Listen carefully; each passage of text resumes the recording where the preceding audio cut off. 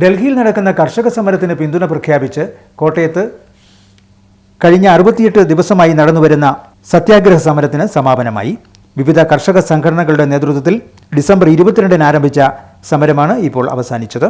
സമാപനത്തിന് മുന്നോടിയായി പ്രവർത്തകർ പ്രകടനം നടത്തി.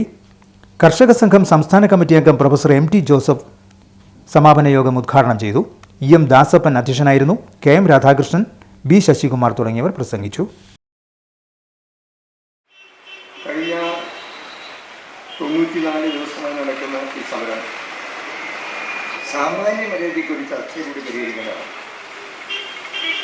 ബ്രിട്ടീഷുകാരെ പോലും സമരങ്ങളെ ആദരിക്കുകയും ചർച്ചയിലൂടെ അവസാനിപ്പിക്കാൻ ശ്രമിക്കുകയും ചെയ്തിട്ടുണ്ട്.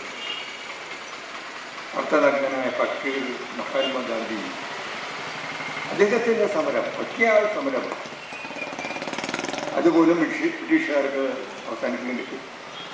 ഇന്ത്യക്ക് സ്വാതന്ത്ര്യം നൽകി ആ സമരം അവസാനിപ്പിക്കേണ്ടി വന്നു. ഇന്ന് നേരെ വിപരീത സമീപനമാണ്.